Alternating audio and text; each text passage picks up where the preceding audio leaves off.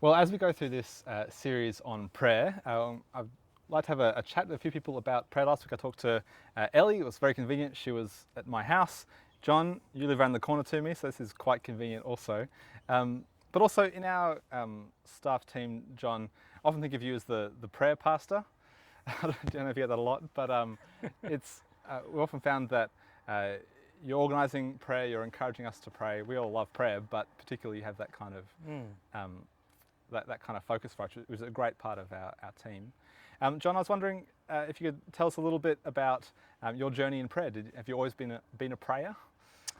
Well, I first, I guess, learned how to pray on a scripture union camp late in primary school.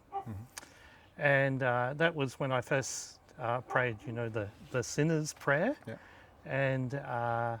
And I guess in those early years, my prayers were quite simple. But as I grew as a teenager, we went to a fairly high church with a prayer book. So a lot of the prayers I learned were written out. That was still very helpful.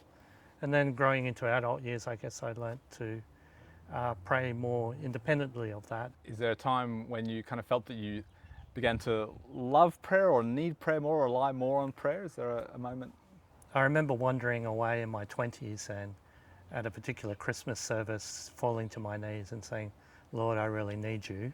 That was around the time we were starting to have a family and feeling the weight of all that kind of responsibility. And I think that also you start to search for the meaning of life and, perhaps the faith that was given to you or encouraged by your parents, you start to take on more on your own. What keeps you going in prayer? I think there's a couple of things. Having a good routine. So I find as soon as I fall out of routine, it very quickly drops off the agenda. And it's been interesting in these times of, I think they call it ISO now. In these times of ISO, many of us, including me, have had to form a new routine and ensure prayer is part of that.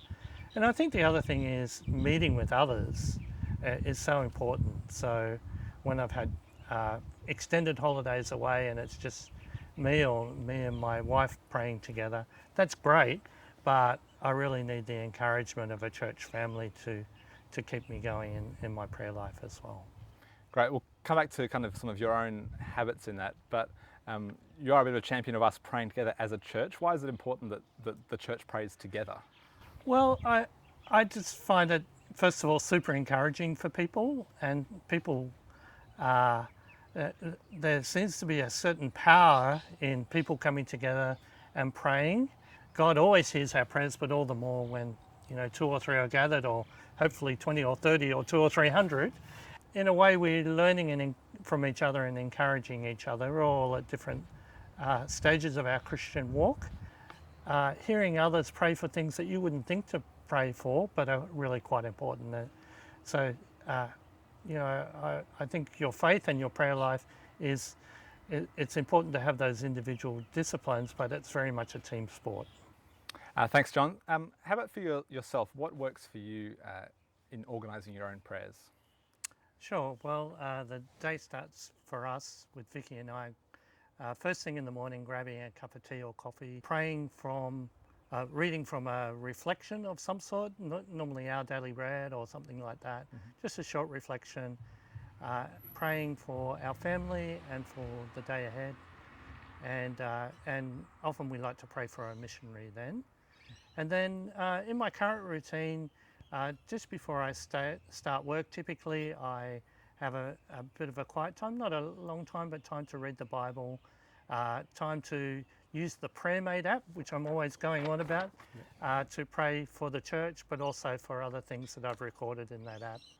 And one thing that I'm trying this year is learning some memory verses, just some short verses, so that it helps me pray more during the day. If the memory verse comes into my mind when a particular situation arises, then I'm more likely to remember to pray when I hit a snag than kind of spend too much time worrying about it.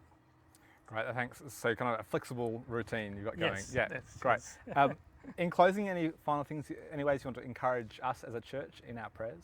Oh, well, I would encourage you to keep praying, obviously, don't worry too much about the form of the prayer. Just pray from your heart and God will hear it. Great.